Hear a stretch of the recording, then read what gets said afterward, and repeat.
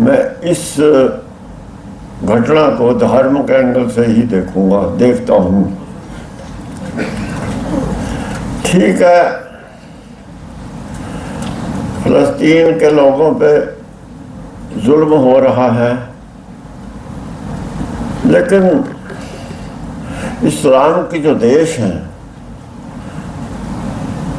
جو ان کے پاور بھی ہے اسلام کے دیشوں کے جو لوگ، ان کا بھی ایک امتحان ہے. یہ سوچ لینا چاہیے انہیں. اندر خانے جو لوگ جہاں جڑے ہوئے ہیں سب کو پتہ ہے، میں کچھ کہوں گا نہیں، لیکن جب تک کھل کے وہ اس گھٹنا کی نندا نہیں کریں گے، اگر اسلام کے سارے دیش بھی کھل کے ایک ہو جائیں تو جنگ تو اسی دن بند ہو جائے گی.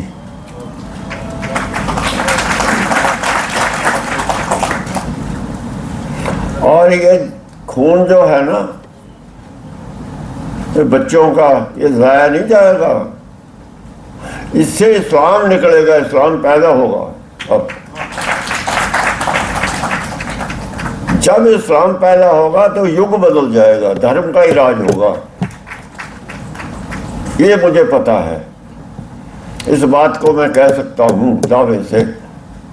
جب بھی ظلم ہوئے ہیں تو دھرم نکلا ہے، اس میں سے پیدا ہوا ہے، زمین میں سے. ہمارے سکھوں میں بھی ظلم ہوئے تھے، دھرم مضبوط ہوا تھا، اس دھرم نے راج بھی کیا تھا. راج کرنے کے وقت دھرم کمزور ہو گیا ہمارا اور گر گیا نیچے.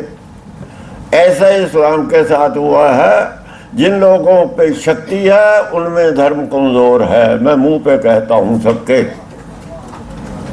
دھرم پہ آ جاؤ، سارے مسئلے کا حل ہو جائے گا. یعنی کل دنیا کا یہ جو اسلام کا دھرم ہے، یہ کریم آئی ہے ادھر سے، یہودی عیسائیوں میں سے. یہ جو سکھ دھرم ہے، یہ آئی ہے کریم ادھر سے. دونوں کریم ایک ہیں، یہ دو نہیں ہے. دھرم ایک ہی ہے. میں 2030 ایجنڈے کا فرسٹ اسپیکر ہوں.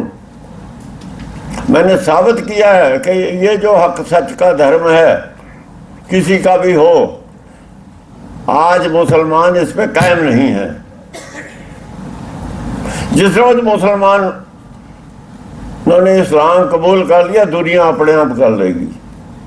کمزوری ہماری ہے، ہمیں اندر جھانکنا چاہیے. اگر یہ میرے شبد کسی کو برے لگے ہوں تو میں معافی بھی مانگتا ہوں، لیکن ہے بات سچ، مجھے کہنی پڑی. دھنیہ واد.